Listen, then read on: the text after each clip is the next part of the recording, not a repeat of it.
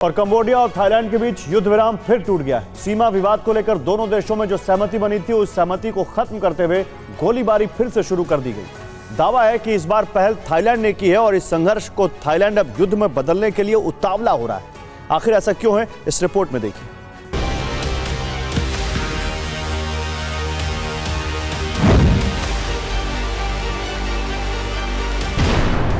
ये थाईलैंड और कंबोडिया की वो सीमा है जहां एक सदी पुराना विवाद फिर भड़क गया है।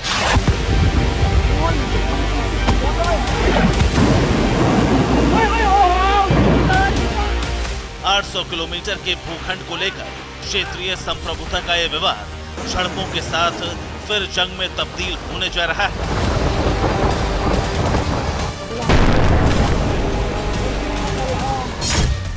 थाईलैंड सेना तैनात, कंबोडिया पर घात।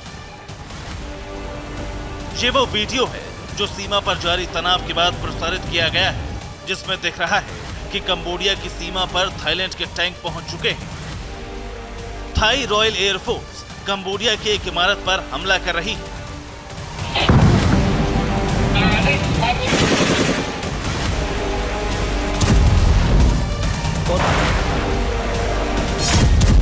ये स्थिति ठीक पिछले साल की तरह है, जब दोनों देश किसी सीमा पर संघर्ष के मोर्चे पर थे।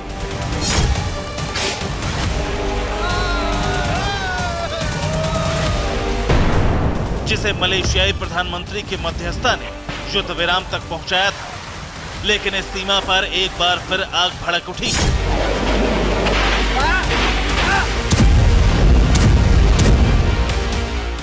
बारूदी आग भड़कने के पीछे इस बार थाई आर्मी का हाथ माना जा रहा है, जिसके सैनिकों ने गोल्डन हॉर्स स्मारक को नष्ट कर दिया। इसके लिए एंटी मटेरियल राइफल का इस्तेमाल किया गया है।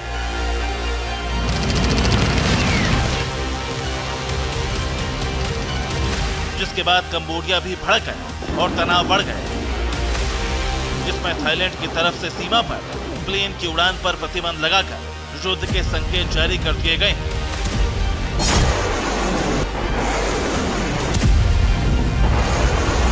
जिसकी पुष्टि अमेरिका की इमरजेंसी एडवाइजरी ने भी कर दी, और इस एडवाइजरी को जारी करने का कारण क्या है, इसे भी जान लीजिए। दावा है कि थाई सैन्य बलों ने कंबोडिया के चौथे और पांचवें सैन्य क्षेत्रों पर हमले किए। इन हमलों में सीमावर्ती क्षेत्र में रहने वाले नागरिक बड़े पैमाने पर हताहत हुए। हालात ये कि इस टकराव की वजह से नागरिकों को पलायन करने के लिए मजबूर होना पड़ा है।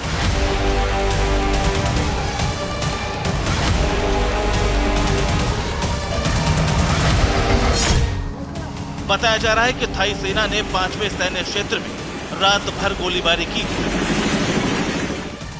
जिसके बाद दायरा बढ़ाकर बंते मींचे प्रांत के थमार पुओक जिले को भी दहलाया गया। इस हमले में 50 से ज्यादा नागरिकों की मौत का भी दावा है, जबकि अब भी चौथे सैन्य क्षेत्र नोम खमोआज पर भी गोलीबारी की गई।